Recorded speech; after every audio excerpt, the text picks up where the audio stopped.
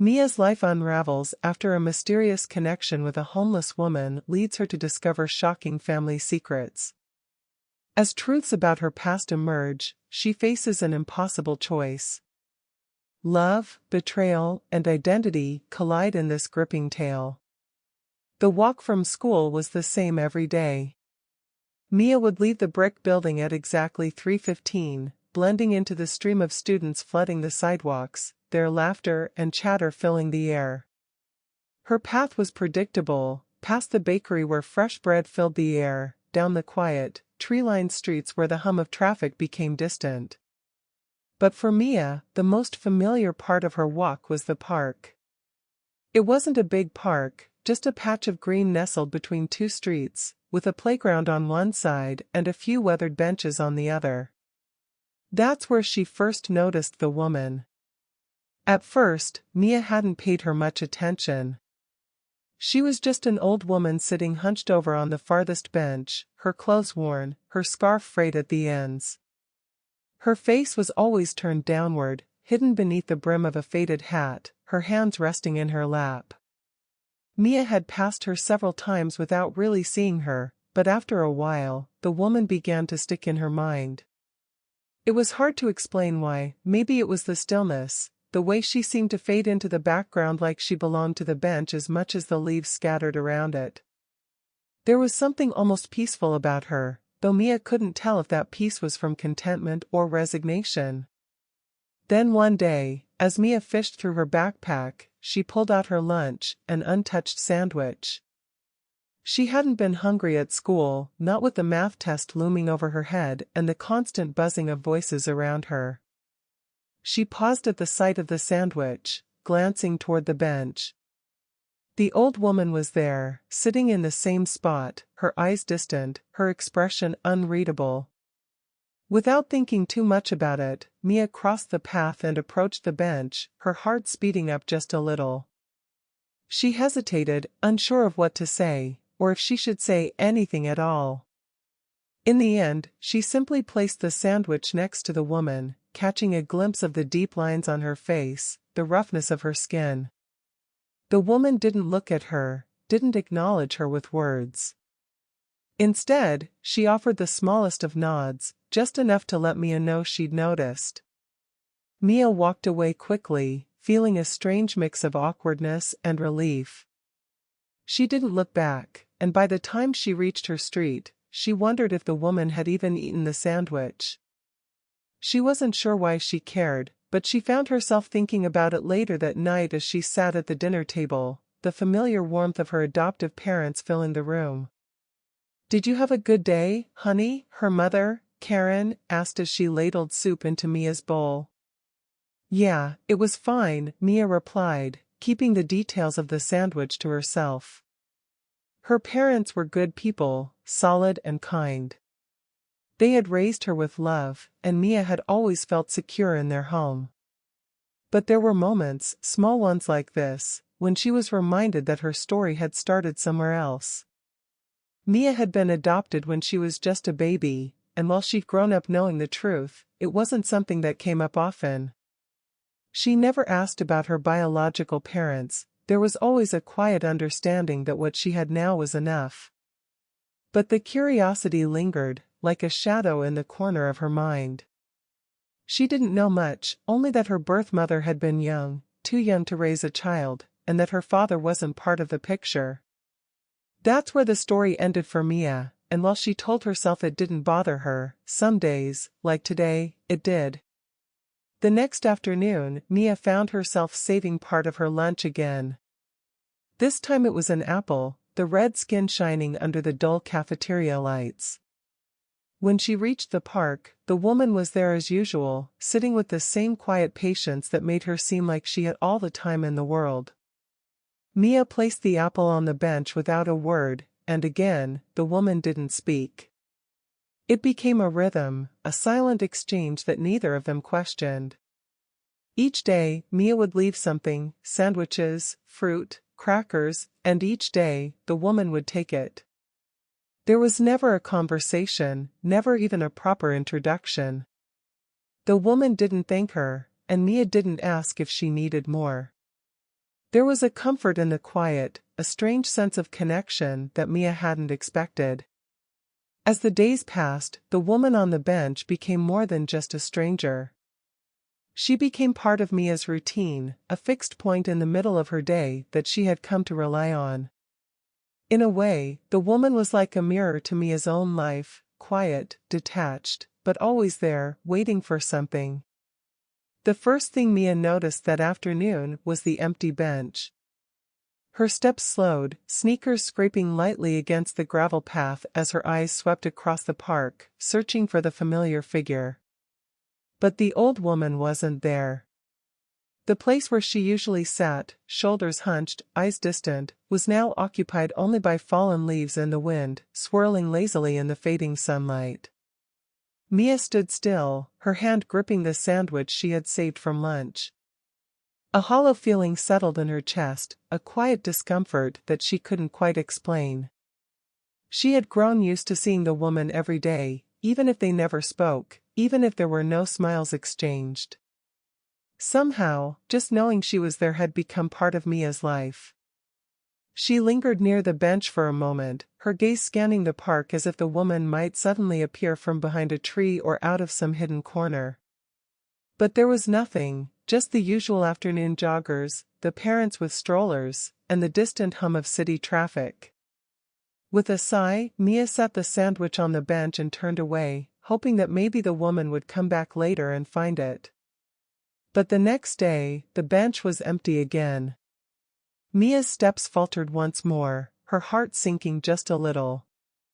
The sandwich she had left the previous day was gone, but the woman was nowhere to be seen. Maybe someone else had taken it. Maybe the woman had moved on, found another park, another place to sit. The thought left Mia feeling strangely unsettled.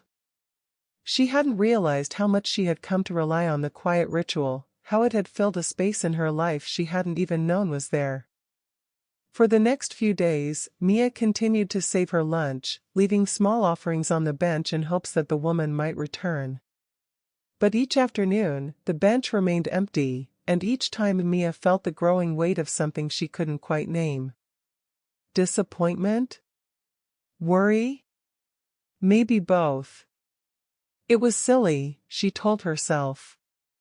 People like that didn't stay in one place forever. She probably found somewhere better, somewhere warmer, somewhere safer. But the hollow feeling wouldn't go away. It was a week later when Mia saw her. She had nearly given up on the bench by then, resigned to the idea that the woman wasn't coming back. She had stopped saving her lunches, stuffing the sandwiches into the trash like she had before. But on this particular afternoon, as she rounded the familiar corner, she spotted a woman sitting on the bench. Her breath caught in her throat for a moment. But as she got closer, Mia realized this wasn't the same woman. This woman was younger, elegant, with sharp features and a posture that exuded quiet confidence. She wore a sleek black coat that looked expensive, and her dark hair was neatly pulled back from her face. Mia slowed her steps, unsure of what to make of it. The woman was completely out of place in this park, on that bench. She didn't belong here. Just as Mia was about to turn and leave, the woman looked up, locking eyes with her. And then, to Mia's shock, she smiled. Mia, the woman called softly, her voice warm and familiar in a way that made Mia's skin prickle. "Come here." Mia froze. How did this stranger know her name? She didn't know this woman, had never seen her before in her life. Yet there was something in the way the woman spoke, the way she sat there, so assured, as if she had been waiting for this moment. Mia's pulse quickened, but her feet betrayed her hesitation, carrying her forward until she was standing directly in front of the woman. How do you know my name?" Mia asked, her voice wavering slightly, unsure of what was happening. The woman looked up at her with eyes that seemed to see straight through her, eyes that were oddly familiar. And then, in a quiet, steady voice, she said something Mia couldn't have expected. I was the woman on the bench. Mia blinked, taking a small step back. The woman's words didn't make sense. This poised, polished stranger couldn't possibly be the frail, homeless woman she had spent weeks silently helping. It was impossible. Was this some kind of trick? No, Mia said, shaking her head. That's not. You're not her. That's not possible. The woman smiled again, softer this time, as though she had anticipated Mia's reaction. She patted the space next to her on the bench. Sit with me. I'll explain. Mia hesitated, her mind racing, but something in the woman's calm demeanor, something in the way she spoke her name, compelled her to sit. Slowly, she lowered herself onto the bench, though her body remained tense, ready to bolt if necessary. For a moment, they sat in silence, the distant sounds of the park surrounding them, the chatter of people walking by, the occasional bark of a dog. The woman kept her eyes on Mia, watching her closely, as though gauging her every reaction. I know it's hard to believe, she said finally, but it's true. I was the woman sitting here every day. I watched you, just as you watched me. Mia swallowed hard, her throat tight. Why? Why were you pretending to be someone else? The woman's gaze softened. I wasn't pretending. I was simply waiting. Waiting for the right moment to show you who I really am. And waiting for you to be ready. Ready for what? Mia's voice was sharper than she intended, a mixture of confusion and frustration bubbling to the surface. To know the truth, the woman said, her voice gentle but firm. About me. About yourself. Mia's heart pounded in her chest, the implications of the woman's words hanging heavy in the air. The truth? What truth could this stranger possibly know about her? None of this made sense. But the more Mia looked into the woman's eyes, the more she felt an unsettling familiarity, a connection she couldn't quite explain. Who are you? Mia asked, her voice barely above a whisper. The woman smiled again, a smile filled with both sadness and something Mia couldn't yet name. My name is Ava, she said softly.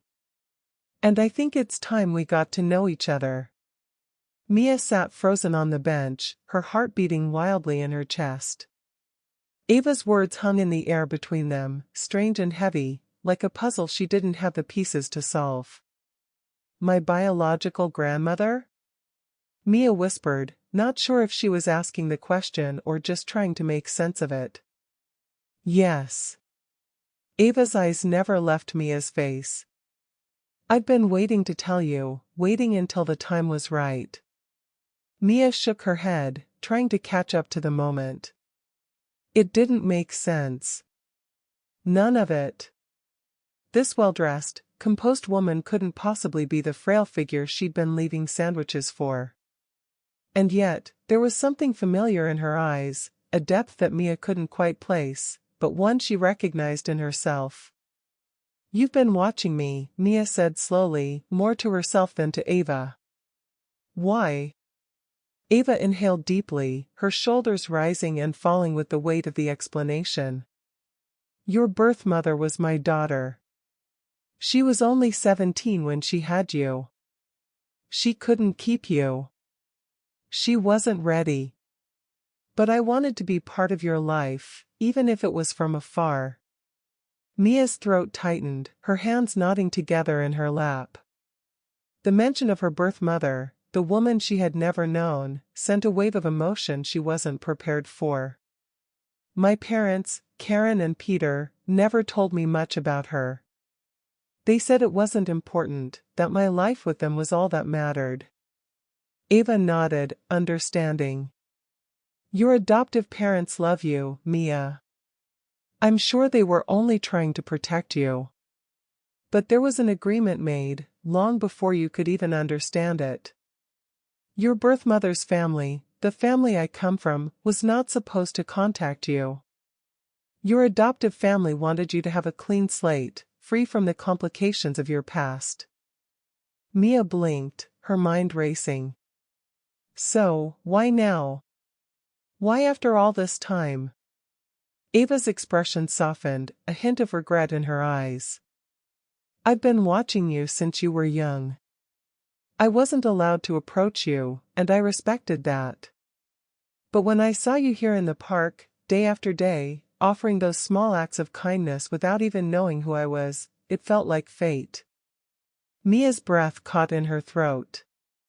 All those afternoons, all those sandwiches and apples, all of it had been more than just a routine. She thought she had been helping a stranger, someone in need, when really, she had been unknowingly connecting with her own family. So, the old woman, Mia said, her voice trembling slightly. That was all just an act? Ava gave a sad smile. It was the only way I could be near you. To watch you grow, to see the kind of person you were becoming. I couldn't just walk up to you as myself, not without breaking the agreement with your parents. Mia felt a coldness settle into her bones. She wasn't sure whether to feel betrayed or touched by the lengths Ava had gone to in order to remain close to her. It was unsettling, knowing that this woman, her grandmother, had been watching her without her knowledge, observing her every move. And yet, there was something undeniably compelling about this story, something that tugged at Mia's heart in ways she couldn't yet understand. I'm sorry if it seems strange, Ava said gently, as though reading Mia's thoughts. I didn't want to deceive you. But I needed to see you, to feel connected to you somehow. Mia swallowed hard, her mind spinning with the weight of everything Ava was telling her. The ground beneath her feet felt unsteady, as though her whole life had shifted in the span of a few minutes. She thought about her parents, Karen and Peter, who had raised her with so much love and care, and who had no idea she was sitting here on this bench, listening to a story that could change everything. They can't know we've met, can they? Mia asked quietly, already knowing the answer. Ava shook her head. No. That was part of the adoption agreement. Your adoptive parents made it very clear that no contact from your birth family was allowed. If they knew we were meeting, it would complicate things. Mia bit her lip, torn between the loyalty she felt for her adoptive parents and the overwhelming curiosity that was gnawing at her insides. This woman, this stranger who wasn't really a stranger at all, was offering her a link to a past she had never thought she would have access to. But it came with a price: secrecy. A long silence stretched between them as Mia tried to process the enormity of what Ava had just told her. Her mind raced with questions, her heart aching with confusion and excitement all at once. What had her birth mother been like? Why had she given Mia up so easily? What else had she missed? I understand if you're angry, Ava said softly, her voice laced with a tenderness that tugged at Mia's heart. This is a lot to take in. I never wanted to hurt you. I just wanted to know you, even in this small way. Mia wasn't angry, not exactly. She was overwhelmed, yes. Confused, definitely. But she wasn't angry. In fact, there was a part of her that was relieved. Relieved to finally have answers to questions she hadn't even realized she was carrying. I don't know if I'm ready for this, Mia said quietly, her eyes focused on the ground. Ava reached out and placed a gentle hand on Mia's, her touch warm and comforting. Take your time. I'm not asking for anything except the chance to get to know you. We can meet here, at the park. Just like we've been doing. No pressure. No expectations. Mia looked up at Ava, studying her face, trying to see traces of herself in this woman who had suddenly appeared in her life. It was strange, but there was something about Ava's presence that felt familiar, even safe. Okay, Mia said, her voice barely above a whisper. As Mia stood to leave, her heart still heavy with uncertainty, she glanced back at Ava, who remained on the bench, watching her with that same steady gaze. The days added to weeks, and each one brought Mia back to the park, back to that weathered bench where Ava always waited. Their meetings had taken on a quiet rhythm, small, stolen moments where Ava would reveal just enough to keep Mia coming back, yet never more than Mia could handle at once. Each conversation was like peeling back layers of a story Mia had never known was hers.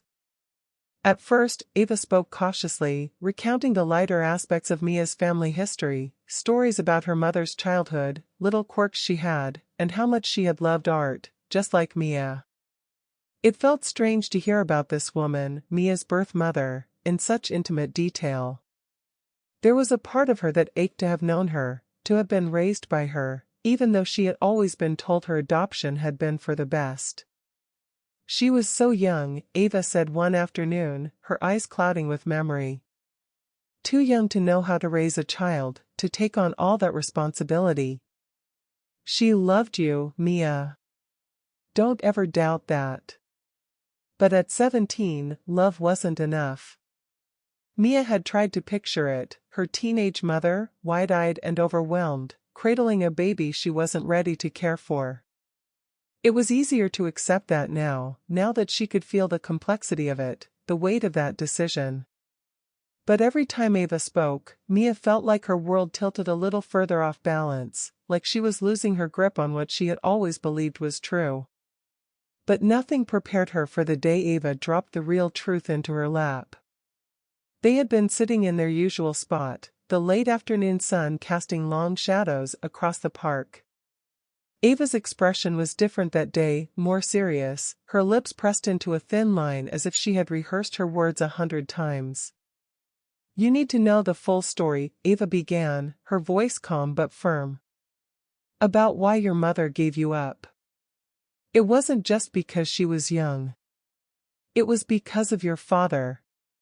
Mia tensed, the familiar knot in her stomach tightening.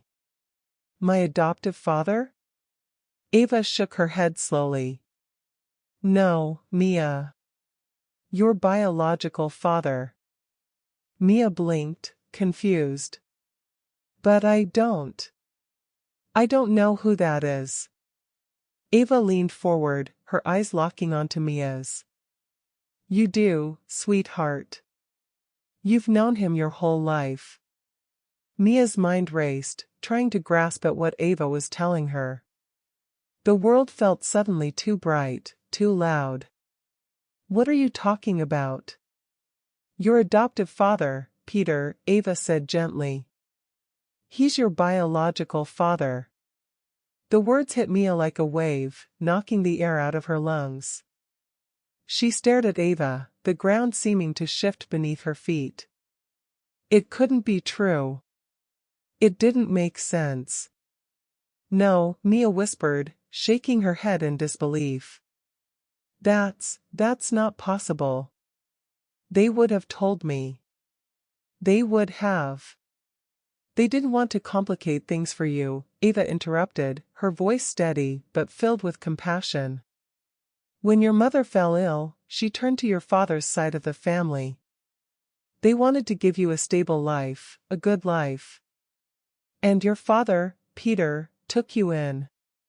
Mia felt as though the ground had opened up beneath her, and she was falling, tumbling through a truth she wasn't prepared for. The man who had raised her, the man she called Dad, was her real father all along. But no one had told her. No one had thought she deserved to know. "I don't understand," Mia muttered, her head spinning. "Why wouldn't they tell me? Why keep it a secret?" Ava sighed softly. "They wanted to protect you. They thought it would be easier if you grew up without the scandal. Our family and your father's family both agreed it was for the best." Mia's heart pounded in her chest, a mixture of anger, confusion, and betrayal flooding through her. Her parents, her adoptive parents, as she had always thought of them, had lied to her. Or had they? Was it lying if they were just protecting her? She didn't know what to feel, what to believe anymore. It wasn't an easy decision for any of us, Ava continued. But I hope you can forgive us, forgive me. Mia swallowed hard, the weight of Ava's words pressing down on her. The truth didn't feel like the relief she had imagined it would. It felt like something darker, something that threatened to unravel everything she had ever known about herself. In the days that followed, Mia's mind became a tangled web of questions. She began to see her family through a different lens. Every interaction with her father now felt charged with new meaning. Mia's head swirled with doubt, and her thoughts consumed her. It started affecting everything. At school, her concentration slipped. She couldn't focus on her assignments, her art felt hollow, and she started falling behind in her classes. Her friends noticed the change but didn't know what to say, and Mia didn't know how to explain it. Her parents, Karen and Peter, noticed, too. At dinner, they asked her why she seemed distant, why she wasn't herself. Mia mumbled excuses, pushing her food around her plate, barely able to meet their eyes. She wanted to tell them, to confront them with the truth, but something held her back. Maybe it was guilt. Maybe it was fear of how they would react. Maybe it was the promise she had made to Ava. As the weeks passed, Mia's struggles only deepened. The stress gnawed at her, wearing her down bit by bit. She felt like she was living a double life, one with her parents, where everything was supposed to be normal, and one with Ava, where nothing was as it seemed. Her health began to slip. She woke up most mornings with a pounding headache, her stomach in knots. She barely touched her food, feeling too anxious to eat. By the time the midterm exams came around, Mia had lost weight, her clothes hanging loosely on her frame. Her grades were dropping, and her teachers started sending concerned emails home. It was only a matter of time before her parents realized something was very wrong. They just didn't know what.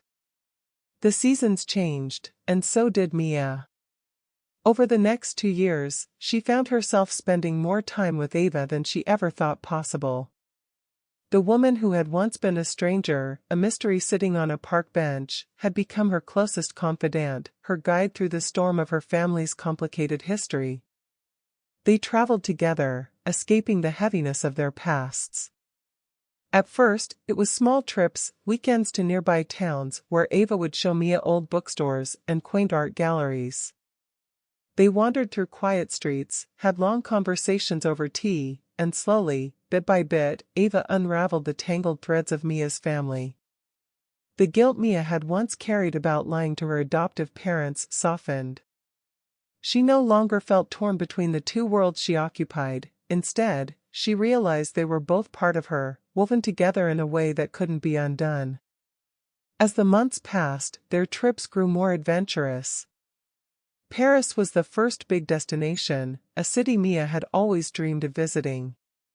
Ava showed her the art, the history, and the life she had never known she could reach for.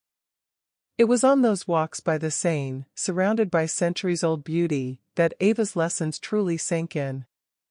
People, Ava had said one afternoon, while they sat beneath the shade of a cafe umbrella, aren't simply good or bad.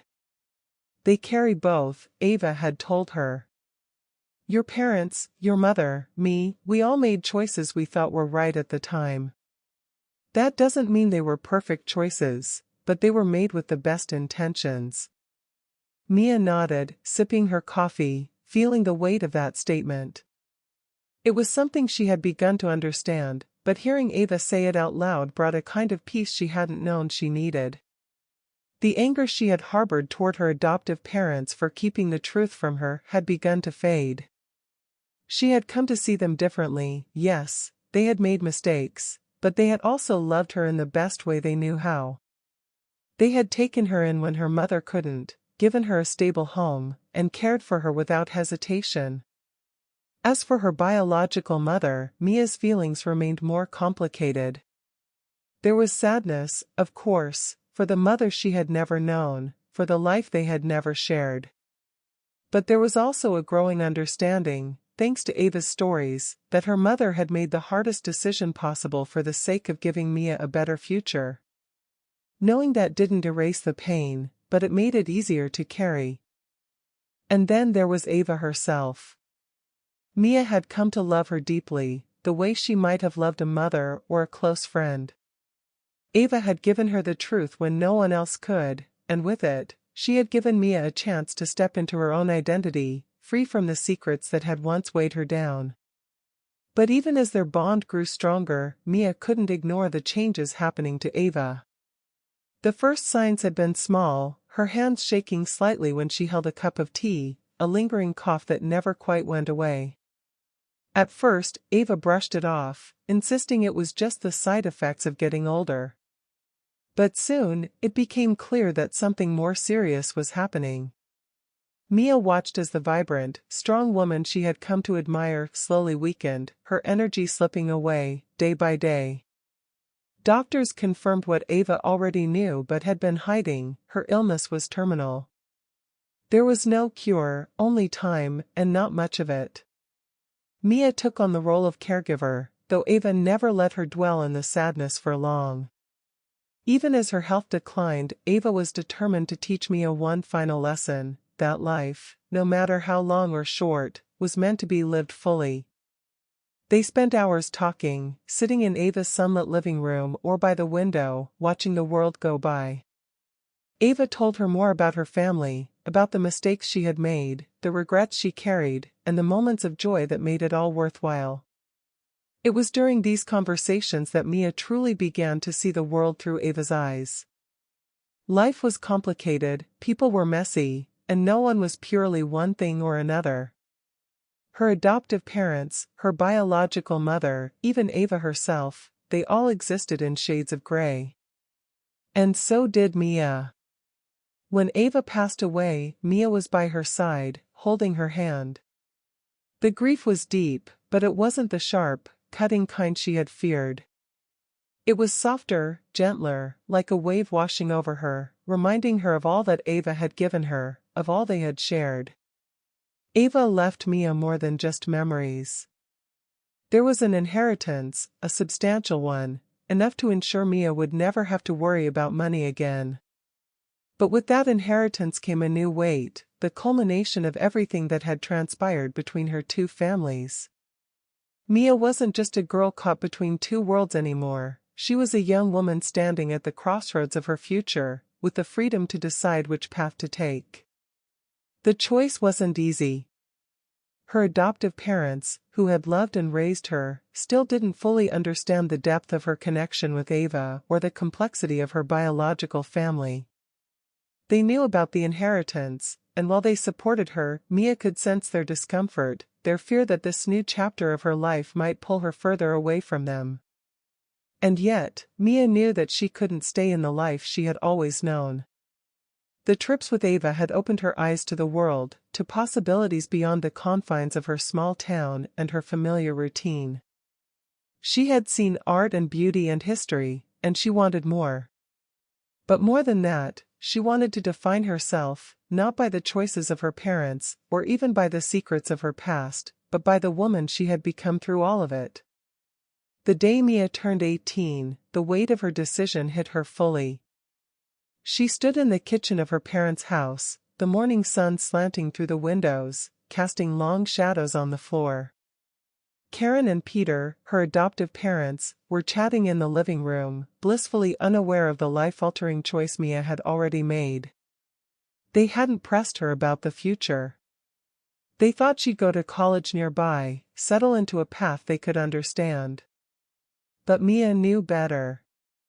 She had known for months now, ever since Ava's death. Her grandmother's passing had unlocked something inside her, a sense that her life was hers to define. And Paris had always been there, like a bright star on the horizon, waiting for her to reach out.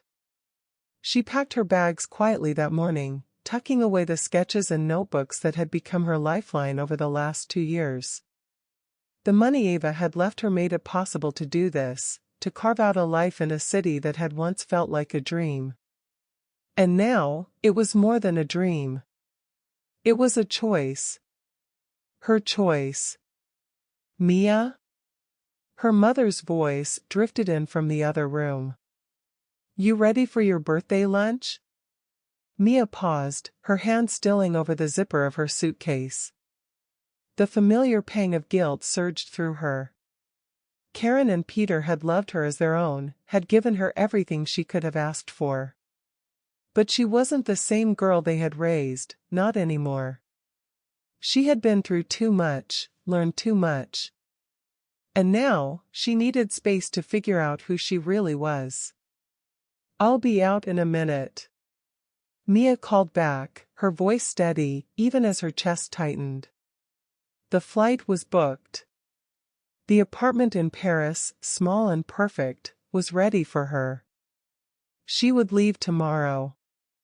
Today, she'd smile through the birthday lunch, thank her parents, and pretend that everything was normal.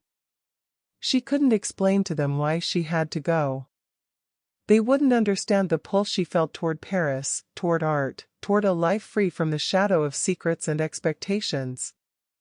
That evening, after the cake had been cut and the presents opened, Mia slipped out of the house, her heart pounding. She left a letter on the kitchen counter, the words carefully chosen, explaining as best she could that this wasn't about leaving them behind, it was about finding herself. As she closed the front door, the suitcase in her hand, the guilt lightened just a bit. She had made her decision, and for the first time in years, Mia felt like she was finally moving in the right direction. Paris welcomed her with open arms. The city was everything Mia had imagined and more. The streets were alive with energy, the cafes bursting with conversation and creativity. Mia found herself wandering through the city's museums, the art galleries, the hidden corners where inspiration seemed to linger in the air. She enrolled in a prestigious art school, her days filled with classes and her nights spent sketching by candlelight in her tiny apartment. It was in one of those art classes that she met Theo. He wasn't like the boys she'd known back home.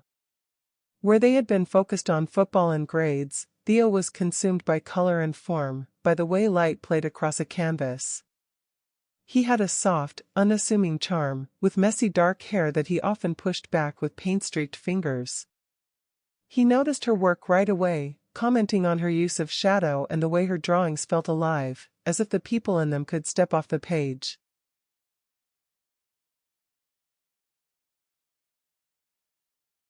At first, their relationship was slow and easy. They would sit next to each other in class, swapping ideas and critiques.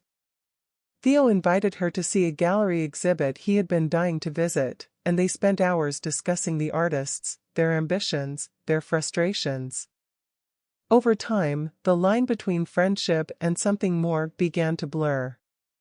He became her confidant, her muse, and before she realized it, her heart was caught up in the steady rhythm of his presence.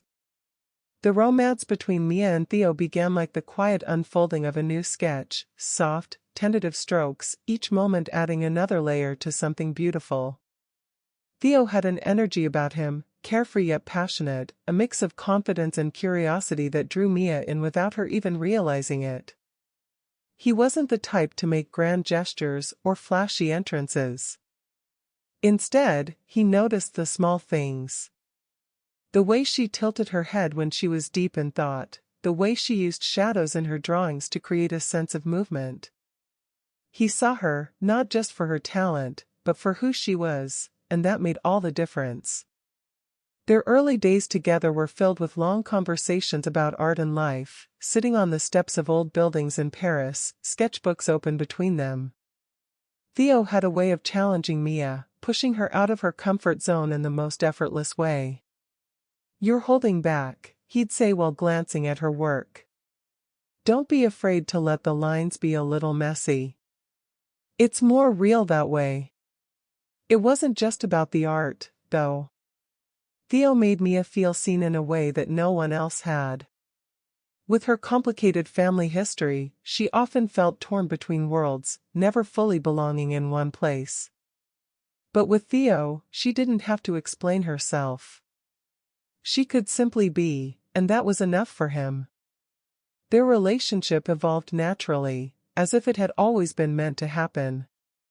After class, they would wander the streets of Paris, stopping for coffee or sitting by the river until the sun dipped below the horizon.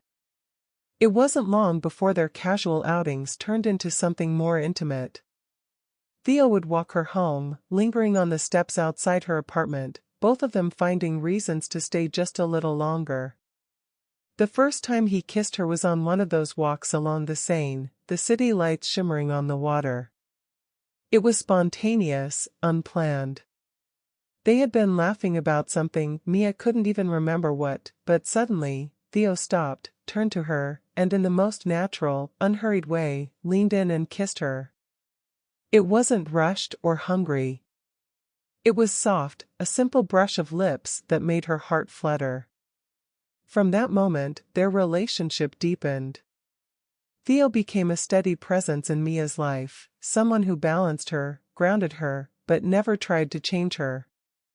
He supported her when she felt the weight of her family's past, never pushing her to open up, but always there when she needed him. And Mia loved him for it. They didn't rush into love, but rather, it grew between them like a work of art, delicate, layer by layer, built on trust, shared moments, and a deep understanding of each other's dreams and fears. Theo admired Mia's independence, her strength, and the way she carried herself despite everything she had been through. And Mia adored Theo's gentle confidence, his ability to find joy in the smallest things, and the way he made her feel at home, wherever they were. The decision to move to the countryside wasn't one that Mia and Theo made on a whim. It had been building quietly in the background, like an idea neither of them wanted to fully acknowledge at first, but that grew stronger with time. Paris was intoxicating, the energy, the inspiration, the endless possibility. It was where their love had flourished, where their creative spirits had taken root. But after a few years, they both began to feel the pull of something quieter, something more personal. It started with Theo. He had always been at home in the city, but there was a part of him that craved the space and silence the countryside offered. He didn't talk about it often, but Mia could sense it in the way he would linger over conversations about nature, or when he mentioned his childhood visits to his grandparents' home in the countryside, a place he hadn't been in years. It was a small village tucked away in the hills, far from the chaos of city life, where generations of his family had lived, farmed, and eventually moved on to more modern lives in the city. Theo's family hadn't been back to the village in decades, but the stories lived on. His grandmother had told him tales of their life there, of sprawling lavender fields and sun-drenched mornings spent walking through orchards. His great-grandparents had been farmers, living off the land in a way that seemed foreign now. They had raised children, kept animals, and lived a life tied to the rhythms of nature. Even though Theo had never lived there himself, the history of the place clung to him, a quiet reminder of where he came from. Mia hadn't known the depth of Theo's connection to the countryside until one evening when they sat together in their tiny Paris apartment, the windows open to let in the warm summer breeze. They had been talking about the future, where they saw themselves, what they wanted to build together. Mia had imagined their life unfolding in Paris, the city where they had found each other, where they had built their lives. But as they talked, Theo's eyes lit up when he mentioned the village, the idea of returning to a place with deeper roots. "There's this old house," Theo said, his voice soft but filled with something Mia hadn't heard before. "It belonged to my great-grandparents. It's been abandoned for years, but I've always thought about fixing it up. Going back. It's where my family started, and I don't know, I've always felt like part of me belonged there." Mia had listened quietly, her heart stirring with a mix of emotions. She had grown to love Paris, the vibrancy and movement that filled the city. It was where she had found herself, reclaimed her identity after the whirlwind of family secrets and revelations. But as Theo spoke about the village, about the life they could build there, something inside her shifted. She had always craved stability, a place that felt truly hers. Paris had been an escape from her past, but now, with Theo by her side, she realized she wanted more than just a place to escape to. She wanted a home, a real one, where they could put down roots, build something lasting, and create a life free from the pressures of the past. What would it look like? Mia asked, her voice soft, imagining the two of them in a place that belonged only to them. Theo smiled, his eyes warm. Quiet mornings. A garden. Space to paint, to think. We'd have room to breathe, to grow. I think we'd be happy there. The more they talked about it, the more it made sense. The pace of life in Paris had begun to wear on them both, and the thought of returning to the countryside, of retreating to a place filled with history and nature, felt right. For Mia, the decision wasn't just about leaving the city, it was about building a future with Theo that reflected who they had become. They made the trip to the village not long after that conversation. It was a slow, winding drive through the hills, the landscape shifting from the manicured parks of Paris to wild fields and towering trees. When they arrived at the village, it was like stepping back in time. The houses were old, weathered by years of wind and rain, but there was a beauty in their simplicity. The people they passed on the streets smiled and waved, welcoming them as though they had always been part of the fabric of the place. Theo's family home was exactly as he had described it, an old farmhouse on the edge of the village, surrounded by overgrown gardens and stone walls crumbling with age. The roof sagged in places, and the windows were covered in dust, but it wasn't hard to see its potential. Mia could imagine it, the windows thrown open to let in the summer breeze, the garden filled with flowers, the quiet hum of their life unfolding there, away from the noise of the world. "This is it," Theo had said, his hand gently squeezing hers as they stood in front of the house. "This is where we start." And so they did. The move wasn't easy, there were weeks of repairs, of clearing out the old house and making it their own. But with each step, Mia felt herself falling more in love with the place, with the life they were building together. It wasn't just Theo's family history that rooted them there. It was the life they were creating, the art they made in the wide, sunlit rooms, the quiet moments they shared as the world outside moved on without them. For Theo, it was a return to the past, a way to honor his roots and his family's legacy. For Mia, it was a new beginning, a place where she could finally create a life on her own terms, free from the shadows of her complicated family history. The countryside became their refuge, their canvas, and together, they filled it with a future they had both chosen, a future where they could finally breathe, create, and grow. The decision to start a family came naturally. Mia had grown up surrounded by the complexities of family life, but she wasn't afraid of it anymore. She had learned, through Ava and her own experiences, that no family was perfect. Every relationship had its challenges, its moments of tension, but that didn't make it any less real. Theo understood that, too. They didn't need to carry the weight of their pasts into the future. Instead, they focused on building something new, something that belonged to them and no one else.